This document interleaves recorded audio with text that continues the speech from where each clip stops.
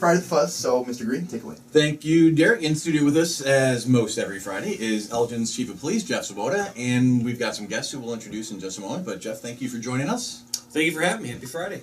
Nightmare on Elm Street went great. Awesome. Yes. Yeah. No, I saw no arrests. There were a few warnings issued, maybe, or I forget, but I think you guys said things went great. Yeah. No arrests. We were just at our the Chiefs meeting on Friday, and Commander Lally gave an update on it. And to have that many people in the downtown area, and all of all the things that could happen with alcohol and crowds and live music, went without a hitch. It was a well-organized event. It really is. It's awesome. Yeah, it is.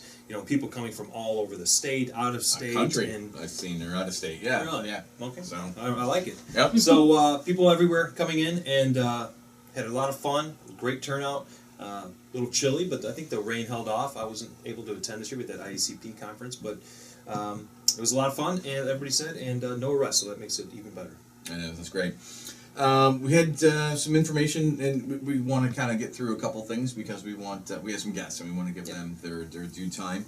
But in the news today, right? And you guys were out testing some equipment yesterday, we'll say. And I don't know how really I feel about it, quite honestly. But it looks like the Elgin Police are kind of zeroing in on the purchase of a drone. It's still got to go to the Elgin City Council, and I'm sure, I don't know if the grant's already, if it's going to a grant, or if you guys have. No? So, can you talk a little bit more about the drones and the purpose? And I know it's kind of a controversial topic. I don't know that I really like the idea of it, personally. Right. I'm going to be perfectly honest. I mean, I see the benefits, but I also see the abuses that could come with it. Right. Yeah, and we totally recognize that, and that's why we're right now in the testing phase. I know the articles in the paper talked about it, and Commander O'Shea has really been leading this project. But for about the past 2 years, we've been looking at these, and they're out there. People have them. I'm sure we've all seen drones. There are companies that are delivering merchandise with them, and it's only going to keep growing and growing. And so we've been learning about them ourselves from the police side of it as well, because there's a lot of people when the drones are in the private sector's hands. What can they do with it? I mean, there's video out there of I think the president of or the chancellor of Germany or something speaking, and a drone comes right down very close to her. And so, from a security standpoint, we're always prepared for if, on Nightmare on Chicago Street. I mean, you think about it, if somebody wanted to privately do something with a drone, and you could we just needed to know more about drones. So Dan's really been leading the research on it, and then we were looking at it from the aspect of, okay, how could we use these drones as well? Some departments are using them, not so much in Illinois, I think maybe just the state police. But they're everywhere. They're in the private sector, so now we're looking at it from our side. What could we use these drones for? And we get it. That's a somewhat controversial topic. Do people like them, not like them? It's really in how they're used. And so we did this because we were answering a lot of questions. We invited the city council out there. It was kind of a public safety event, so we basically just police and fire that were out there, and our public works was out there as well, because there's so many applications that can be used. So we aren't buying one right now.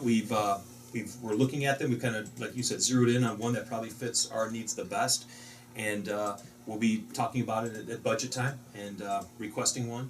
And again, once we see, I haven't even seen Dan since this went off. I don't know if anything has changed.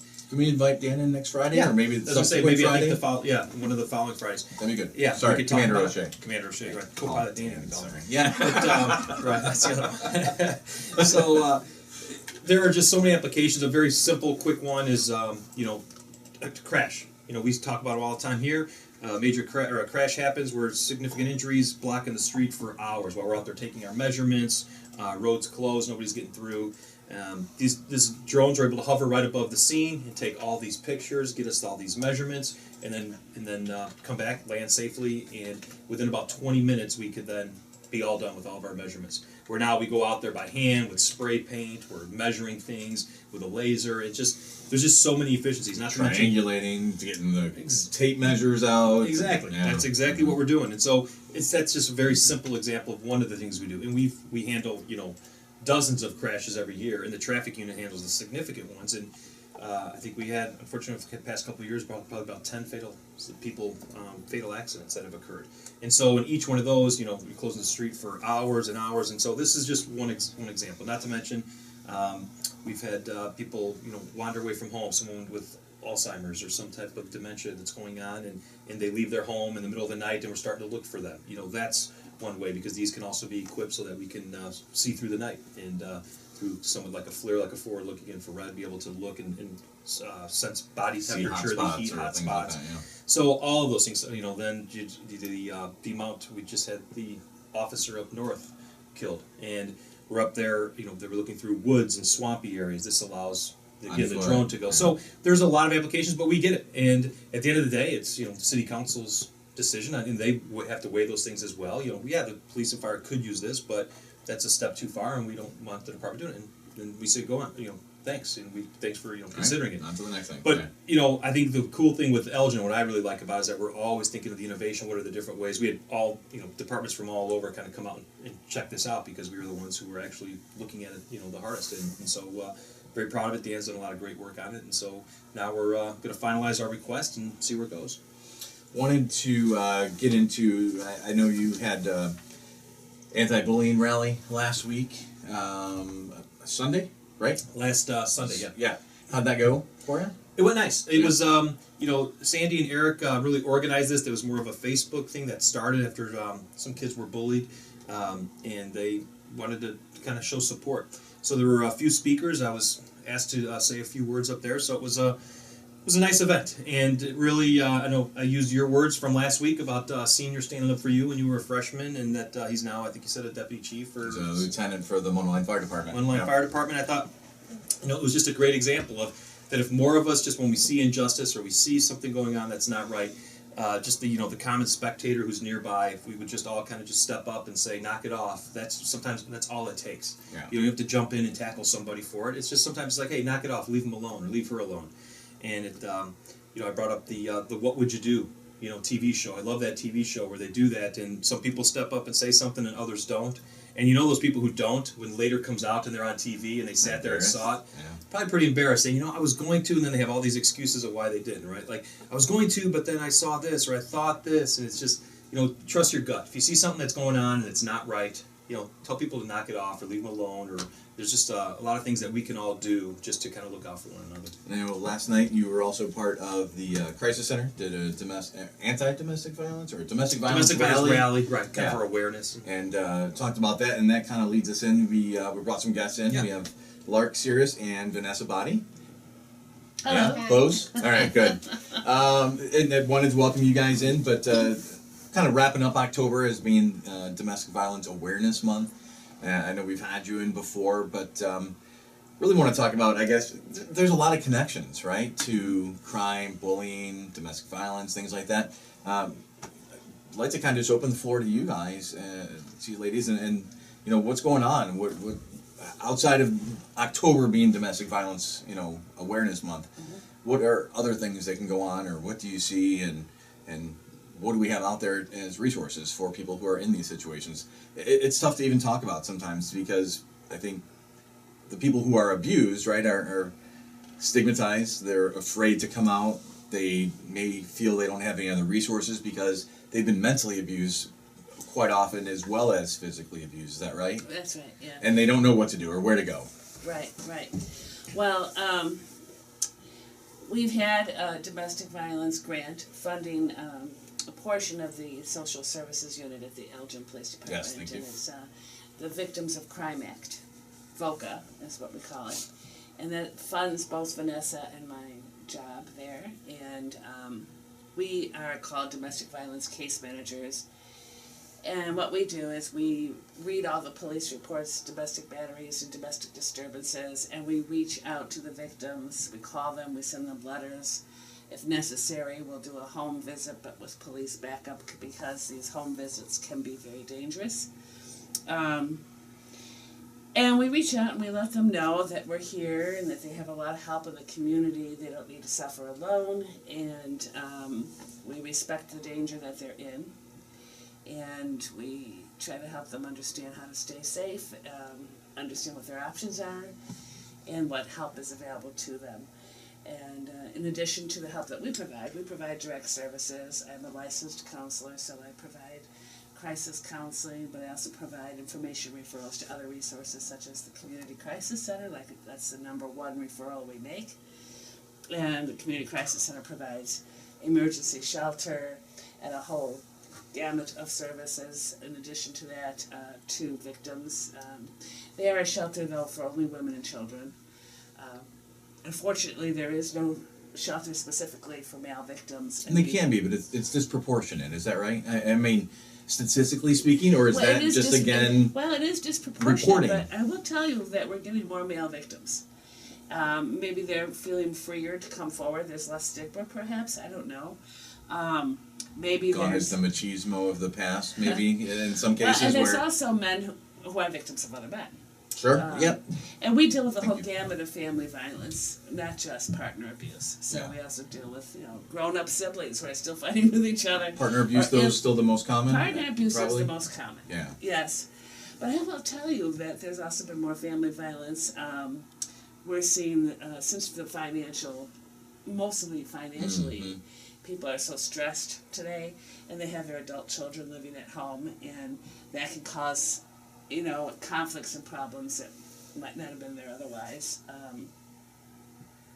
So we are seeing, every year we see a little bit more of more family violence, more male victims.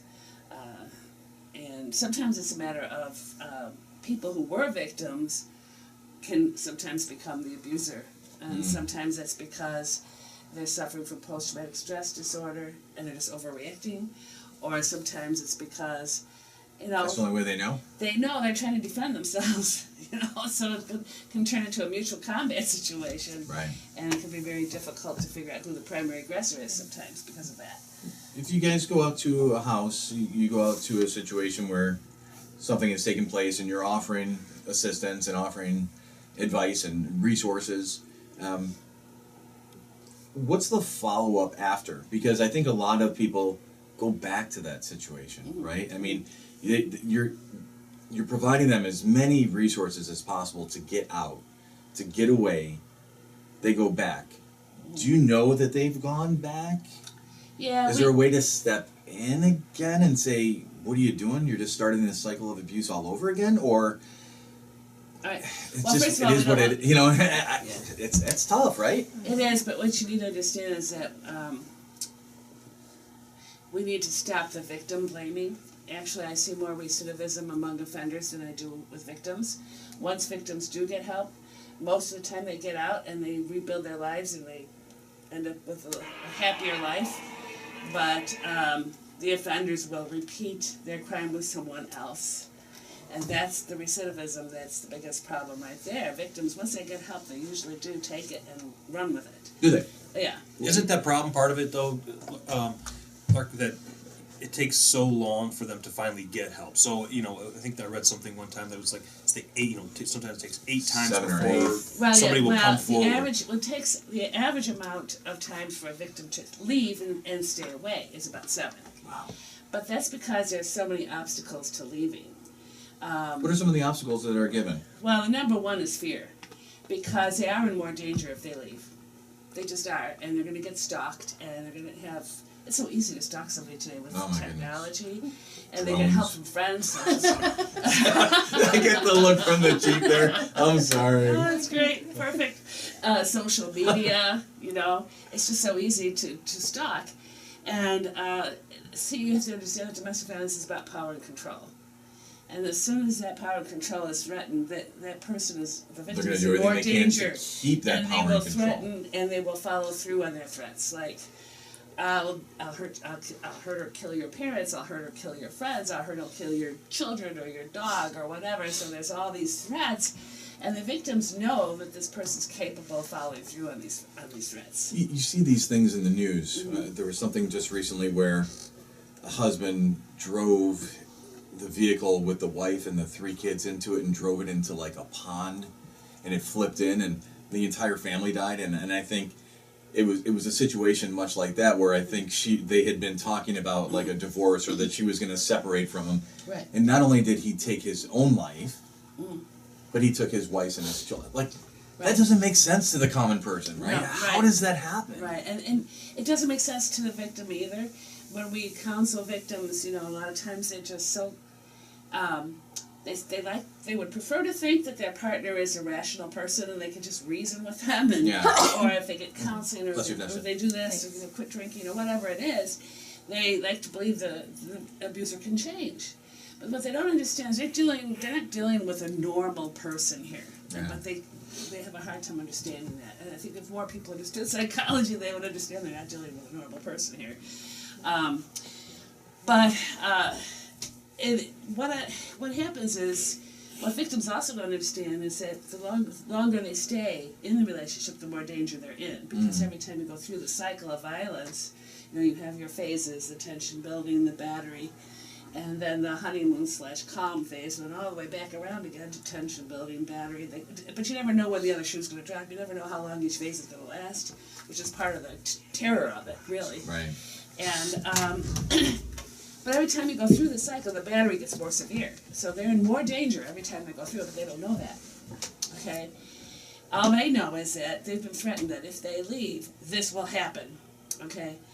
And so that fear factor is the biggest one that keeps them in it. And the other is, of course, financial strain. They can't support their own kids without the income of the partner. And that's one of the reasons why they come back, because even if they go to shelter, they've only got 6 weeks there. That's not enough time to rebuild your life. Right. And so they end up homeless on the streets with the kids, and that's the connection between domestic violence and homeless. And after a while, it's like, gosh, I don't know what else to do but go back. One of the comments as I was doing my research for the talk last night, I was surprised to realize that between 20 and 60% of victims of domestic violence actually end up losing their job because of something that's associated with the domestic violence. So you talk about a double whammy that, whether they don't show up for work because they've got a black eye or a scratch on their face, or there's more drama at home, so they have to stay with the kids because they're scared for the kids, so they're calling in sick more often. But you talk about, so now you got domestic violence issues at home and all the stress that comes with that. Then you just lost your job, so there's that financial independence that the abuser likes, because then they can control everything. And so everything that they're talking about and we talked about last night is just that people need to know that there's help out there, there's plenty of resources, and victims are never to blame. That there should be no shame or stigma attached with being abused. That your words or you not being the perfect spouse should never result in you being hurt. And so if you need help, or somebody who needs help, the Elgin Police Department and Lark and Vanessa, and we've got a whole team of interns that we're here to help you, and that there is a way out. So please give us a call. You don't need to be hurt before you call us. So if you're going down that wrong path, don't wait until violence gets too bad before you call us. But we don't have to write a police report. You can come and just talk to them and see what we can do. And maybe we get Vanessa in here. And right? We don't need people to get hurt before they come in and talk with us. Right, because the majority of our job also is educating them on all of these cycles of violence, all of these effects on the children, all of the different ways that they may just not connect. They may not realize their relationship is abuse, or they just need to talk. They're questioning whether this is normal or if this is abuse. What are some early warning signs?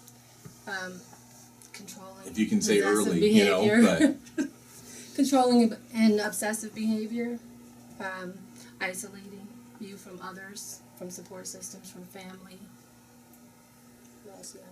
And I think going back to what Lark said as well, it's, they're not dealing with normal people. Well, one time, most of them were normal. There was a first date where he was charming. That there was, or she. I know we say he a lot because that is the majority. But there was a first date where he was charming. There was a first date, or where the person decided to marry him. So things were going well at one point, and many times it's a quest to kind of get back to that. If he or she just stops drinking, they're not like that. If he or she just gets the better job, they won't be like that. If he or she just, all of these, if they're they just rationalizing. right, and they want to get back to where they were, they don't realize that was the facade, and the current. The current structure and the current demeanor of the person is actually the real person, and so that's part of the issue. Yeah, and one of the things you need, that I think, I'm really glad you brought that up, because what people understand is that nobody falls in love with an abuser, okay? They fall in love with Prince Charming, or Princess Charming if the woman is. And that they don't understand that all that lovely Hollywood romance stuff in the courtship phase is not real. That was the It's bogus. really about controlling, and it's about manipulating them and pushing them into a committed relationship sooner than feels natural. Some of the warning signs can be seen in the courtship phase. One is excessive flattery, excessive doting, excessive gift giving. Excessive is a key word here. And excessive attention, and too early telling you that they love you when it doesn't feel natural. You don't even know me yet. You're telling me you love me. But you're kind of ignoring that inner voice because it feels so good to be doted on and flattered. See, Swoboda and, talks about that all the time, Right. you know, intuition. Right. And you just said Follow it that again. inner voice. You know. This Yeah. is not right. There's something wrong Yeah. with this because it's not natural. Or pushing you to get married sooner than you want to, or to move in with him or her before it feels right because you don't really know each other that well yet. It's always that. Because as soon as they reach that milestone in a relationship where, in essence, they think they own you, like it's your property, that's when the cycle begins, the tension building and the violence. So there really are warning signs very early in the courtship phase. So people need to pay attention to that. It's like beware of Prince Charming. Truly beware. You know. What, we're a little bit over already, and that's okay. It's definitely worthwhile to talk about. What are some of the resources that are available? How can they access, or he or she access these resources? What can be done to help a victim? Well, first of all, if they want to just call us directly, like Jeff said, I'm so glad you said that. If you don't want to file a police report, that's okay. It doesn't have to Come be and talk after to you us. get beat up and you've got a Right, black eye exactly. that you need to call the police Exactly. and The then sooner you nip it in seek the it. bud, the better, right? Yeah. So you just call us directly, Vanessa or myself, and our phone number is 847-289-2644. But you can also call the Community Crisis Center, and they can help you. And I unfortunately don't have their phone number on me right now, but City of Elgin website, City of 311 Elgin will also put you website, through to them. Exactly. Yep. So I can understand why you might be afraid of the legal system and getting that involved, because that complicates things a lot. But, the main thing is don't go through this by yourself. And if you get help, you really increase your odds of successfully ending the abuse in your life and being safe. Right, and the key is, like Jeff and they talked about earlier, is just speaking up and speaking out and not being silent about the issue. It's hard though, right? Yeah, oh, it is. But if you break that silence and you gain allies, you see the only reason offenders get away with it is because of the Your isolation. Yeah. Right. And when if you know somebody who might be going through this, one of the speakers last night said, just sometimes or if you just suspect it, sometimes it's just a matter of saying, how can I support you? Just so you know I'm here for you. Because sometimes after something happens, people said, well, I didn't know she would leave because she didn't have a place for her dog. I would have taken her dog. Well, make sure your friends and associates in the circles that you run with know that if they need help or they need assistance in any way, that they can rely on you. Because people always ask, well, what can I don't want to get in their business. Worst thing that's going to happen if you're suspecting something's going on, you ask them, hey, do you need help? Are you okay? And if they say, yeah, I'm fine, don't be silly. That's the worst thing that's going to happen. The best thing that's going to happen if there is some abuse going on, the person will open up because Yes, I need your help. I do need your help. Things are going bad. And they said the number one thing too that people can do is just believe them. If somebody comes and says, I just need some help, it's not going right. It's not marriages have their issues from time to time. Nobody's perfect. It's if they're speaking up about it because something's going on, friends can just listen, believe them, know that there's these resources. The other police departments are partner with it. The Crisis Center, who I last night talked about 40 years in the community. I mean, you talk about a staple of this community, it's the Crisis Center, and Gretchen and the team that she's got and Kim put on the program last night. But our Crisis Center is They're just... going through some tough times right now. They're going through tough times about the money, and they're able to piece it together, and they're just... the staff and the volunteers there are just fantastic, and again, there's no doubt they've saved lives in this community because of the work that they do. So we do part of that as well here with the social services from the police end, but the Crisis Center, kudos to all of them over there and all the volunteers that they have, because this is a serious issue. It happens behind closed doors, so you don't hear about it all the time, you don't see it, but it's definitely ruining people's lives, and there are people trapped who feel there's no way out, but I'm telling you, there is a way out. Call us, we'll be your partner with it, and we'll give people the help they need. And I think important to note as well, and talked about it a little bit too, it's not always the physical abuse, right? And a lot of times this goes on without physical abuse. The emotional and mental it's the abuse. emotion and mental And abuse the that's... victim will tell you, and that's the worst part. Yeah. They will You're say, useless, Yeah. you're no good, Right. you're lucky you have, right? I mean, there's Right. all these different and if things. you're isolated, and that's all you hear day in and out. You start to believe it, right? Yes, right. And you start to believe it's your fault, and there's a lot of cultural factors, like the idea that it's a woman's job to make a man happy, which is ridiculous. Nobody can make anyone happy. But if the partner is unhappy, well, of course, it's a woman's fault, right? If we believe it's her job to make him happy. Right. So there's a lot of cultural issues too that are obstacles, and that's where the counseling comes in too, is to help them to be more rational about what really is true, But I think the important thing is for victim is, whether you're a male victim or a female victim, is, don't be ashamed to ask for help. We know it's not your fault. okay, and we're not going to judge you. And I think too, there's a tie into what you said too about the bullying. What Chief Swoboda said about the bullying is, if I think more people, you know, if they see somebody emotionally abusing somebody else, to stand up and say, hey, you know what, man, that's not cool. That's just not acceptable. Right, and online has made it so much worse. We get a lot of that now. You know, you hear about the, you know, the Facebook warriors that are out there, and people who rip on someone else, or, you know, they might have broken up with the person, but now they're online, you know, talking about them or making fun. And just more people would just say, you know, shut up, enough, you know, knock it off, you know. And you can report things too through that, you know. I mean, you don't have to start it into a war. Just click on that top little right arrow, and you can report that person for harassment. Mm-hmm. And there is a lot of teen It'll get removed violence. immediately. Yeah. A lot of teen dating violence we need to be Yeah. aware of too, and it happens mostly on school grounds. So, you know, kids out there, if you happen to be listening this early in the morning, stand up, and if you see somebody beating somebody up in the hallway, don't be passive about it. I mean, of course you have to protect yourself, but you need to say, Hey, this is stop not that. right. Stop it. And if they don't stop, get help. You know, get a trusted adult to intervene. You know, so.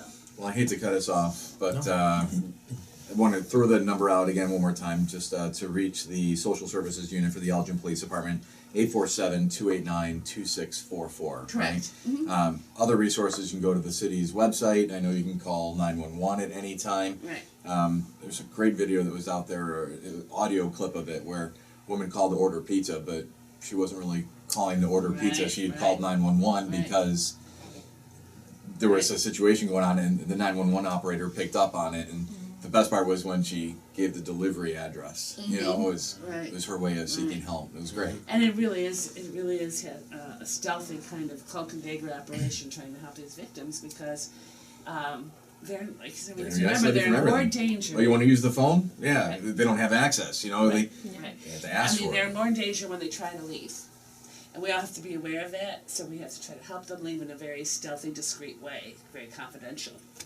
And we can help with Yeah. all of that stuff. So Right. give us a call. You don't have to wait. And if you just have questions and just need maybe some guidance, we can do that as well. Maybe you But, think you're a victim and you're not quite sure. Right. You know, I mean, you might is this feel normal? like you are. Is this Yeah. normal? Because you don't know anymore, Exactly. right? You've Right. just been so Right. just in your mind has been beaten up. Well, especially if you grew up with it. Right.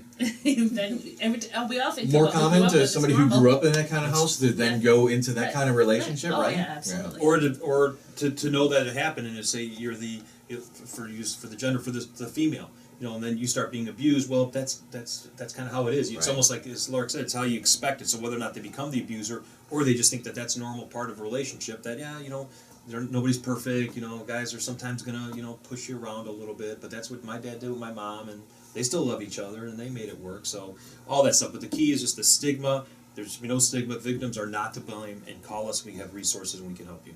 Great. Lark, Vanessa, thank you very much. Thanks Chief for having Swoboda, us. Thanks for coming in every week, and we'll see you next Friday. Have a fantastic week, everyone. Stay safe, Halloween. We've been Oh, yeah. telling the hours and everything, so everything. we're Thank good. you. Yep. You're listening to 1410 WRMN. In Elgin.